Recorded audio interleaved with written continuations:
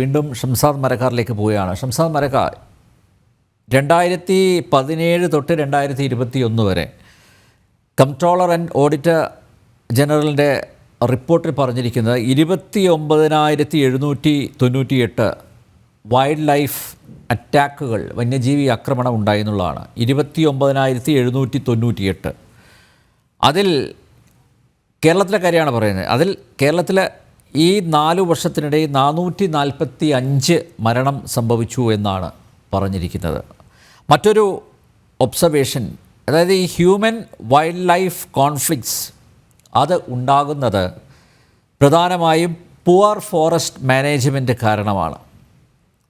വനം മാനേജ് ചെയ്യുന്നതിൽ വനം വകുപ്പ് പരാജയപ്പെട്ടിരിക്കുന്നു എന്നുള്ളൊരു ഒബ്സർവേഷനാണ് CAGയുടെ ഭാഗത്തു നിന്നുണ്ടായിരിക്കുന്നത്. അതുകൊണ്ട് തന്നെ പ്രധാനമായും ഈ എൻക്രോച്ച്മെൻറ്റ്, കടന്നുകയറ്റം, അത് തടയാനുള്ള നടപടികൾ വനവകുപ്പ് കൈക്കൊള്ളണം എന്ന് റെക്കമെൻഡ് ചെയ്തിരിക്കുന്നു. ഇത് 2021 വരെയുള്ള കണക്കാണ്. പുതിയ റിപ്പോർട്ട് എൻ്റെ കയ്യിലുണ്ട്. അതായത് ഞാൻ വർഷം തിരിച്ച് പറയാം. 2019-2020 102 ആളുകളാണ് വന്യജീവി ആക്രമണത്തെ തുടർന്ന് മനുഷ്യരാണ് മരണപ്പെട്ടത്. 2020-21 97, 2021-22 152, 2022-23 99, 2023-24 വർഷം 105 പേരാണ് മനുഷ്യരാണ് മരണപ്പെട്ടിരിക്കുന്നത്. ഇതിൽ മറ്റ് കാര്യങ്ങളും പറയുന്നുണ്ട് കേട്ടോ. കാറ്റിൽ ലോസ്, ഈ നമ്മുടെ വളർത്ത് മൃഗങ്ങളും അതുപോലെ ക്രോപ്പ് ഡാമേജും പറയുന്നുണ്ട്.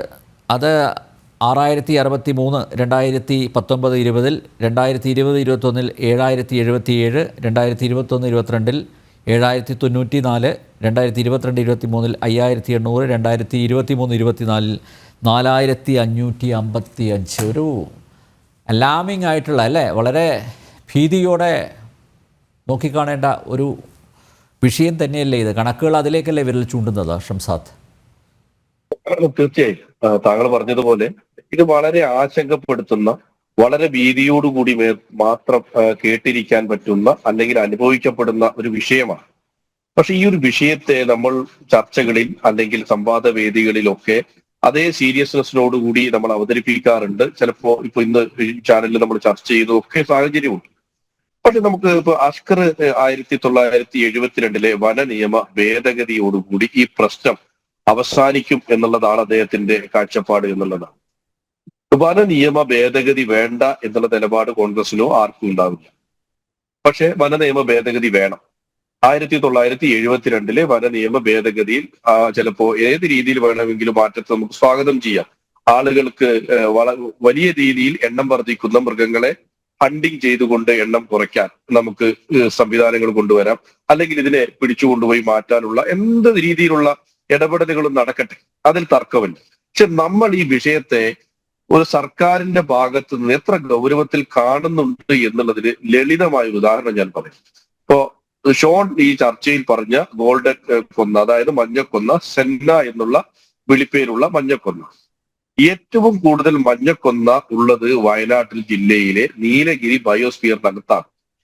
ഈ സ്ഥലത്തിന്റെ ഒരു പ്രത്യേകത ഇപ്പോ ആസ്കറിന് അറിയാതിരിക്കില്ല എന്ന് ഞാൻ വിചാരിക്കുന്നു. മറ്റേത് ജില്ലയിലുമുള്ള ഒരു പ്രശ്നം ആ ജില്ലയിലെ മാത്രം ഒരു കൺട്രോളിൽ ഇത് നിൽക്കും. ഞങ്ങളുടെ പ്രതിസന്ധി എന്ന് പറയുന്നത് തൊട്ടപ്പുറത്ത് കർണാടകയും തൊട്ടപ്പുറത്ത് തമിഴ്നാടുമാണ്. മൃഗങ്ങൾക്ക് സംസ്ഥാന അതിർത്തികളില്ല. ഈ നീലഗിരി ബയോസ്ഫിയർ ഇങ്ങനെ വ്യാപിച്ചു കിടക്കുന്ന ഒരു മേഖലയിൽ വലിയ രീതിയിലുള്ള അറ്റാക്കിന് സാധ്യതയുള്ള ഒരു ജില്ലയാണ്. ഇപ്പൊ കഴിഞ്ഞ ദിവസം പുൽപ്പള്ളി അമരക്കുനിയിൽ നിന്നും പിടികൂടിയ കടുവ കേരളത്തിന്റെ അല്ലെങ്കിൽ വയനാട് വൈൽഡ് ലൈഫിലോ സൗത്തിലോ നോർത്തിലോ ക്യാമറ ട്രാപ്പിൽ കുടുങ്ങിയ കടുവയല്ല. അതിനർത്ഥം അത് കേരളത്തിന്റെ എണ്ണത്തിൽപ്പെട്ട കടുവയല്ല. അത് ഏതോ ഒരു സംസ്ഥാനം, കർണാടകമാവാം, തമിഴ്നാടാവും. സാധ്യത കൂടുതൽ കർണാടകയാണ്. കാരണം പുൽപ്പള്ളി, കന്നാരമ്പുഴ, കബനി, ബാബലി എന്നുള്ളത് കൊണ്ട് അവിടെ നിന്ന് വന്നതാണ്. അപ്പൊ ഇങ്ങനെ മൈഗ്രേഷൻ വല്ലാത്ത രീതിയിൽ വയനാട്ടിലേക്ക് നടക്കും, പ്രത്യേകിച്ച് ഡിസംബർ, ജനുവരി, ഫെബ്രുവരി. ഇനി ഈ 3 മാസങ്ങൾ വയനാടിനെ സംബന്ധിച്ചിടത്തോളം വളരെ ക്രൂഷ്യലായ മാസങ്ങളാണ്. ഇത് വയനാട്ടുകാർക്ക് അറിയാം, ഇത് ഇവിടുത്തെ വനം വകുപ്പിനും അറിയാം. ഇത് മന്ത്രിക്ക് അറിയുമെന്ന് എനിക്കറിയില്ല. അദ്ദേഹത്തിന് വനംവകുപ്പുമായി ബന്ധപ്പെട്ട് എത്രത്തോളം കാര്യങ്ങൾ അറിയുമെന്നുള്ളത് എനിക്കറിയില്ല. ഈ മാസങ്ങളുടെ പ്രത്യേകത, പ്രജീഷ് എന്ന് പറയുന്ന ചെറുപ്പക്കാരൻ ഒരു വർഷം മുമ്പ് മരണപ്പെടുന്നത് ഫെബ്രുവരി മാസത്തിലാണ്. അതായത് ജനുവരി, ഫെബ്രുവരി, ഡിസംബർ ഈ 3 മാസം കടുവ കൂടുതൽ വയനാട്ടിൽ സാന്നിധ്യം ഉണ്ടാകും. ഈ കടുവയുടെ സാന്നിധ്യം ഉണ്ടാകുമെന്ന് അറിയുന്ന ഫോറസ്റ്റ് ഡിപ്പാർട്ട്മെന്റ് സ്വാഭാവികമായി മുൻവർഷങ്ങളിൽ കടുവ ഇറങ്ങിയ പ്രദേശങ്ങൾ, വളർത്തുമൃഗങ്ങളെ കൊണ്ടുപോയ പ്രദേശങ്ങൾ, അല്ലെങ്കിൽ മനുഷ്യരെ ആക്രമിക്കപ്പെട്ട സ്ഥലങ്ങളിലൊക്കെ ഒരു ശ്രദ്ധ കൊടുക്കണമെന്ന് ഒരാഴ്ച മുമ്പുള്ള മീറ്റിംഗിൽ നമ്മൾ പറഞ്ഞതാണ്. ഈ DFO അതിനകത്തുണ്ട്, എല്ലാവരും ഉണ്ട്. കാരണം ഒരിക്കൽ വന്നിട്ടുണ്ടെങ്കിൽ ആ കടുവ സ്വാഭാവികമായി വീണ്ടും ചിലപ്പോൾ വരും. അതിന് പിടികൂടിയാൽ ആ വഴി വേറെ കടുവകൾ ചിലപ്പോൾ വരും. അപ്പൊ ഒരു ശ്രദ്ധ ഉണ്ടാവണം എന്ന് പറഞ്ഞു. ഈ പഞ്ചാരക്കൊല്ലിയിൽ ഇന്നത്തെ ഇൻസിഡന്റിൽ ആ ശ്രദ്ധ ഉണ്ടായിട്ടില്ല. കാരണം ഒരു 1.5 വർഷം മുമ്പ് ഇതേ സ്ഥലത്ത് പഞ്ചാരക്കൊല്ലി എന്ന് പറയുന്ന പ്രദേശത്ത് ഒരു കടുവ വരികയും ഒരു പശുവിനെ ആക്രമിച്ചു കൊലപ്പെടുത്തുകയും ചെയ്തിട്ടുണ്ട്. അന്ന് ഞാനും ഇപ്പോഴത്തെ മന്ത്രി, അന്ന് MLA ആയ ശ്രീ OR കേളു സ്ഥലത്ത് പോവുകയും ചെയ്ത ആളുകളാണ്. ഈ 1.5 വർഷം അല്ലെങ്കിൽ 1.25 വർഷം കഴിയുമ്പോൾ വീണ്ടും പഞ്ചാരക്കൊല്ലിയിൽ ഒരു അറ്റാക്ക് ഉണ്ടാവുകയാണ്. അപ്പൊ നമ്മൾ അവരോട് പറഞ്ഞതുപോലെ കടുവയുടെ സാന്നിധ്യം ഉണ്ടാകുന്ന സ്ഥലങ്ങളിൽ ഒരു പെട്രോളിങ്ങും ഒരു സ്പെഷ്യൽ പരിശോധനയൊക്കെ നടത്തേണ്ട കാര്യം ഉണ്ടായിരുന്നു. അത് നടത്തിയോ എന്നുള്ളത് വ്യക്തമാക്കേണ്ടത് ഫോറസ്റ്റ് ആണ്. പക്ഷെ എന്റെ അറിവിൽ അത്തരം ചില വ്യക്തമാക്കലുകൾ ഉണ്ടായിട്ടില്ല എന്നുള്ളത്. ഇനി അനിൽ നമ്പ്യാർ പറഞ്ഞ ഈ കണക്ക് എന്ന് പറയുന്നത് ഭയപ്പെടുത്തുന്ന കണക്കാണ്. ഈ ഒരു കണക്കിനെ അല്ലെങ്കിൽ മനുഷ്യന്റെ ജീവിതത്തെ ബാധിക്കുന്ന ഈ വിഷയത്തെ കൈകാര്യം ചെയ്യാൻ സർക്കാർ തലത്തിൽ നമ്മൾ എന്തെല്ലാം കാര്യങ്ങൾ ചെയ്തിട്ടുണ്ട് എന്നുള്ളത് കൂടി പറയണ്ടേ. ഞാൻ അഷ്കറിന്റെ വാദത്തോട് പൂർണ്ണമായി യോജിക്കുന്നു. 72-ലെ വനനിയമ ഭേദഗതി ഉണ്ടാവണം, അതിൽ തർക്കമില്ല. പക്ഷേ സംസ്ഥാന സർക്കാർ എന്തെല്ലാം കാര്യങ്ങൾ ചെയ്തിട്ടുണ്ട് എന്നുള്ളത് ഇപ്പോഴും വയനാട്ടിലെ ആളുകൾക്ക് ഈ പല കാര്യങ്ങളിൽ അവ്യക്തത ഉള്ളത് എന്തുകൊണ്ടാണ്? ഒന്നും ചെയ്യുന്നത് ഞങ്ങൾ കാണുന്നില്ല എന്നുള്ളതാണ്. ഒരു ഫെൻസിങ് നമ്മൾ നടത്തി, അല്ലെങ്കിൽ ട്രെഞ്ച് നിർമ്മിച്ചു, ക്രാഷ് കാർഡ് ഫെൻസ് ചെയ്തു, സോളാർ തൂക്കുവേലി നിർമ്മിച്ചു. ഇതൊക്കെ ചിലപ്പോൾ ഒരുപക്ഷെ ആനയെ തടയാൻ പറ്റുന്ന ഒരു മാർഗങ്ങളാണ്. കടുവയെ തടയാൻ എന്ന് പറയുന്നത് വലിയ പ്രയാസമുള്ള കാര്യമാണ്. ഈ മെത്തേഡ് പോലും കൃത്യമായി മെയിന്റനൻസ് നമ്മൾ നടത്തുന്നില്ല. പല സ്ഥലത്തും ഇത് കിടക്കുകയാണ്, പൊട്ടിക്കിടക്കുന്നു, ഒരു ഉപയോഗവുമില്ല. എത്ര കാലമായി പറയുന്നത് ഇതിന് കൃത്യമായി മെയിന്റനൻസ് നടത്തണമെന്ന്? അതിന് 1972-ലെ വനനിയമ ഭേദഗതിയുടെ ആവശ്യമില്ലല്ലോ. മെയിന്റനൻസ് പ്രോപ്പറായി നടത്തിക്കൂടെ? ഈ അലർട്ട് മാസങ്ങളിൽ കൃത്യമായി പെട്രോളിംഗ് നടത്തിക്കൂടെ? കൂടുതൽ വാച്ചർമാരെ നിയോഗിച്ചുകൂടെ? കൂടുതൽ ബീറ്റ് ഫോറസ്റ്റ് ഓഫീസർമാരെ വരണ്ടേ? ഇവർക്കൊരു കൺട്രോൾ ഉണ്ടാവണ്ടേ? ഇവരുടെ പെട്രോളിംഗ് ശക്തപ്പെടുത്തണ്ടേ? പ്രത്യേകിച്ച് വനാതിർത്തി പങ്കെടുക്കുന്ന പഞ്ചായത്തുകളിലൂടെ, കടുവയുടെ സാന്നിധ്യം ഉണ്ടായ പഞ്ചായത്തുകളിലൂടെ പോണ്ടേ? ഇങ്ങനെ പല കാര്യങ്ങൾ നമുക്ക് ചെയ്യാം. പഞ്ചായത്ത് തലത്തിൽ, വാർഡ് തലത്തിൽ ജാഗ്രതാ സമിതി കൂടണ്ടേ? ജാഗ്രതാ സമിതി മോണിറ്ററിംഗ് റിപ്പോർട്ട് ഉണ്ടാവണ്ടേ? അവിടുത്തെ പ്രശ്നങ്ങൾ അഡ്രസ് ചെയ്യപ്പെടണ്ടേ? എന്തൊക്കെ സിസ്റ്റം നമ്മുടെ കയ്യിലുണ്ട്? ആ സിസ്റ്റം ഒന്നും നമ്മൾ ചെയ്തില്ല. ഇന്ന് രാവിലെ അറ്റാക്ക് ഉണ്ടായി, ഫോറസ്റ്റ് അവിടെ എത്തി, ഇനി പ്രത്യേക നടപടികൾ, പ്രത്യേക പരിഗണനകൾ എന്നുള്ളതാണ് പറയുന്നത്. അതിനപ്പുറം ഒരു ഇടപെടൽ ഉണ്ടാവണം. ആ ഇടപെടൽ പലപ്പോഴും ഈ ഗൗരവം, ഒരു വിഷയം വരുമ്പോൾ ഉണ്ടാവുന്ന ഗൗരവം, ആ വിഷയം അവസാനിക്കുമ്പോൾ ഇല്ലാതെയായി പോകുന്നു എന്നുള്ളതാണ് വയനാട്ടിലെ ഏറ്റവും വലിയ പ്രശ്നം. ഇപ്പൊ ശ്രീ അനിൽ നമ്പ്യാർക്ക് ഓർമ്മയുണ്ടാവും, നമ്മൾ അജീഷിന്റെ പോളിന്റെ ഒക്കെ മരണം നടന്നു, വലിയ സമരം നടന്നപ്പോ തിരുവനന്തപുരത്ത് വെച്ച് നടന്ന മുഖ്യമന്ത്രിയുടെ മീറ്റിംഗിനകത്ത് കുറെ തീരുമാനങ്ങളുണ്ട്. ആ തീരുമാനങ്ങൾ നമുക്ക് നടപ്പിലാക്കാൻ പറ്റിയോ? അന്ന് പറഞ്ഞു വയനാട്ടിൽ ഇപ്പോൾ വൈൽഡ് ലൈഫിൽ മാത്രമാണ് RRT ഉള്ളത്. സൗത്ത് വയനാടിലും നോർത്ത് വയനാടിലും RRT പ്രഖ്യാപിച്ചു. വലിയ കരഘോഷത്തോടു കൂടി ആ RRT വന്നു. ആ RRTയിലേക്ക് ഏതെങ്കിലും നിയമനം കൊണ്ടുവന്ന്, അതായത് ഉള്ള വാച്ചർമാരെ, ഉള്ള ഫോറസ്റ്റ് ഓഫീസർമാരോട് പറയാണ്, നിങ്ങൾ നാളെ മുതൽ സൗത്ത് വയനാടിന്റെ RRTയുടെ ഭാഗമാണ്, നോർത്ത് വയനാടിന് പുതിയ RRT. എങ്ങനെയാണ് RRT? ആ ഉള്ള ഫോറസ്റ്റ് ഓഫീസർമാരാണ് സാർ.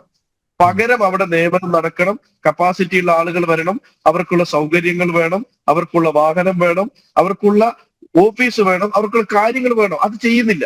അപ്പൊ താൽക്കാലികമായി ചില കാര്യങ്ങൾ പറഞ്ഞ് താൽക്കാലികമായി രക്ഷപ്പെടാൻ പറ്റുമായിരിക്കും.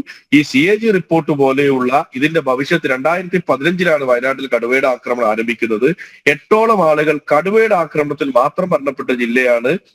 ഏറ്റവും അവസാനത്തതാണ് ഇപ്പൊ രാധ, പ്രജീഷ് ഉണ്ട്, ബസവയുണ്ട്, അങ്ങനെ ഒരുപാട് ആളുകളുണ്ട്. അപ്പോ ഇതൊരു വലിയ പ്രതിസന്ധിയാണ് മലയോര മേഖലയിൽ.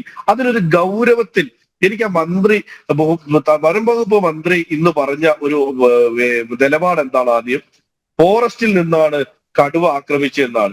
ആക്രമിച്ച സ്ഥലത്ത് നിന്ന് മൃതദേഹം വലിച്ചു കൊണ്ടുപോയതാണ് അങ്ങോട്ട്. അതുപോലും വ്യക്തമായി അറിയാതെയാണ് അദ്ദേഹം പറയുന്നത് ഈ ഫോറസ്റ്റിനകത്തു നിന്നാണ് ആക്രമണം ഉണ്ടായത്. അങ്ങനെ എന്തെങ്കിലും ഒന്ന് പറഞ്ഞ് അങ്ങ് രക്ഷപ്പെട്ടു പോയാൽ ഈ വിഷയം അവസാനിക്കുന്നു കരുതരുത്. ഇത് ജനങ്ങളുടെ നിലനിൽപ്പിന്റെ വിഷയമാണ്, പ്രത്യേകിച്ച് മലയോര മേഖലയിൽ.